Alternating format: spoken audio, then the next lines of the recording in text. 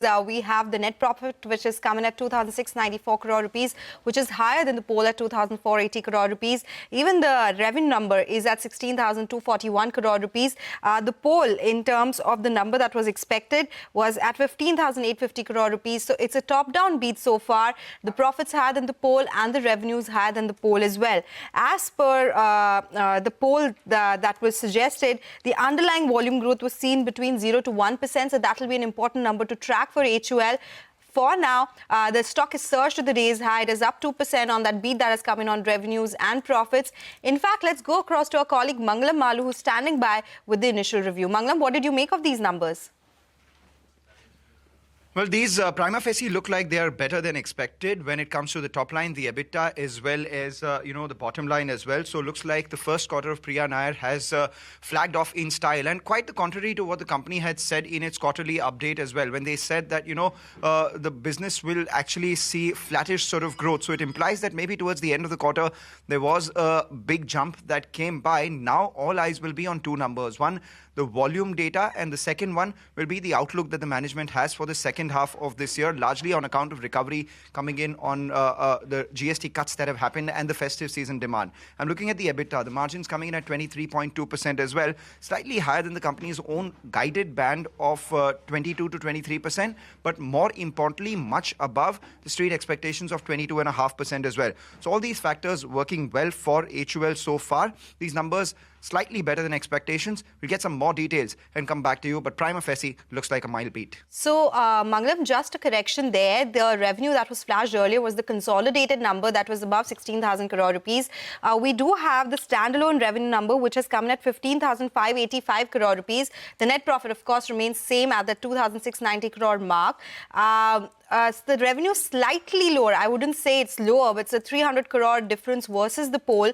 We have the EBITDA, which is absolutely in line with the estimates at 3,563 crore rupees, and the margins have come in at 22.9% versus a poll of 22.5%. Is this still a better number? And of course, as you said, we are awaiting the volume number and the outlook commentary coming in from the management as well. Well, it is still, one cannot complain on these numbers, largely because the street was ready for these numbers. The company had given their update already. And the difference between consolidated and standalone for HUL over the last 2 quarters, what has happened is that consolidated has taken a little bit of precedence when it comes to the headline numbers as against standalone, on which analysts do make their poll. The difference between those two, the 300 crore that you're talking about, is largely on account of the Minimalist acquisition that the company had done. So when the acquisition of Minimalist had happened, it was supposed to add a few percentage points, just about 1% or 2%, to the company's overall revenue, and that's what is reflecting in the consolidated numbers. So on an organic basis, the business is flat, and that's exactly what the company had guided for as well. So it's not that the street was underprepared for it, but it's just that the analysts are still yet to update their models, and we are expecting some sort of numbers coming in on their volumes as well right now. But on a consolidated basis, 16,240 crores and the revenue of 15,500 odd crores on a standalone basis, largely in line, if not a positive beat. Now, forward-looking statements will be a lot more important than the numbers that have come by. Indeed, we'll watch out for those forward-looking statements, as just that flash at the bottom of your screen was one-time gain of 184 crores on the numbers as well. But as of now, it seems to be a largely in-line set of numbers compared to what the company had already shared in its business update earlier. Deven Choksey is now joining in for a quick review of the numbers. Deven, thank you for joining in. Would you say that the numbers are not as bad as the street was fearing, or what HUL had shared in comparison to its business update earlier? Yes, good morning. Well, I think the top line is bang on target. I think more or less the same number was expected. That means that company has delivered both on the volume as well as on the value front as far as the top line is concerned. The key differentiator, I think even if you remove that one-time gain of 184 crores, I think the key differentiator seems to be in the margins. I believe that I think the market was probably expecting the fall in the margins largely because of the cost factors on some of the key input materials, particularly in the food category. I believe that I think that has probably not come as much as I think it was feared about. And as a result of which, we are seeing the better profit numbers than what probably I think we were anticipating. Maybe I think I'm yet to see the complete breakup of EBITDA. If I see the EBITDA, probably I think my conviction would go further into this argument that we are making currently. But overall, I think the numbers are like Nestle. I think the numbers are quite upbeat and promising for the coming quarter that we are expecting.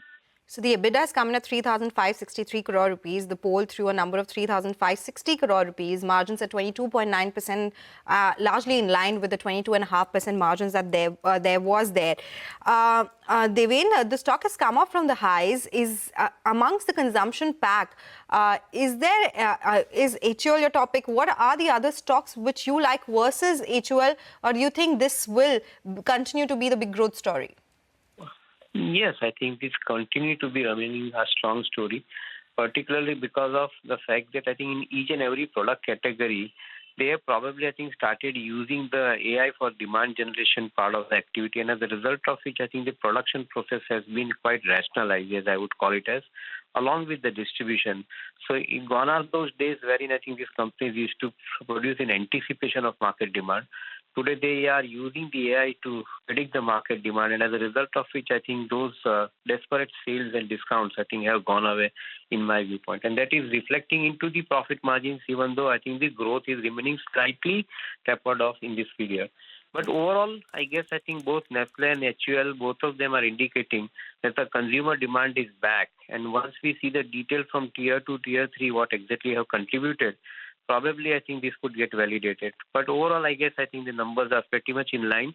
Though I think the market appreciation point of view, the stocks may not perform as smartly, largely because of the valuation at which they are quoting currently.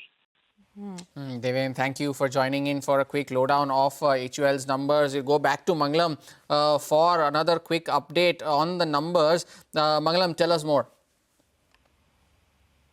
Well, a couple of things that stand out in these numbers as well. If you look at the P&L, the advertising expenditure has gone up year on year. It's slightly more than the revenue growth itself. So which tells you that the company has not cut back on its advertising to protect margins. And in light of that, 40 basis points beat on the margins is a mild positive. The other thing is that if you look at the segments, home care has been a mild decline as against 3 to 4% expectations of growth that the street was expecting. But that has more than been offset by a flattish performance in beauty and well-being and a mild growth in both personal care and foods. Remember, in personal care, foods, as well as beauty and well-being, the street was working with a bit of a decline. Out here, the fact that it is flattish, it is offset the flat performance that is coming on home care as against a growth of 3 to 4% expectations as well. So this seems like a broad-based performance that is coming from HUL this time around.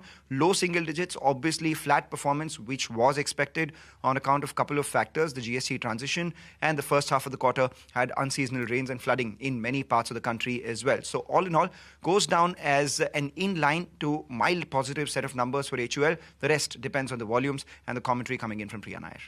Take that point. Thank you so much, Mangalam, for explaining those numbers to us. But as you pointed out, the volume growth and the outlook going forward will be the next important things to watch out for as far as HUL's numbers are concerned. That's about HUL, one of the biggest gainers on the Nifty. But the big story of the day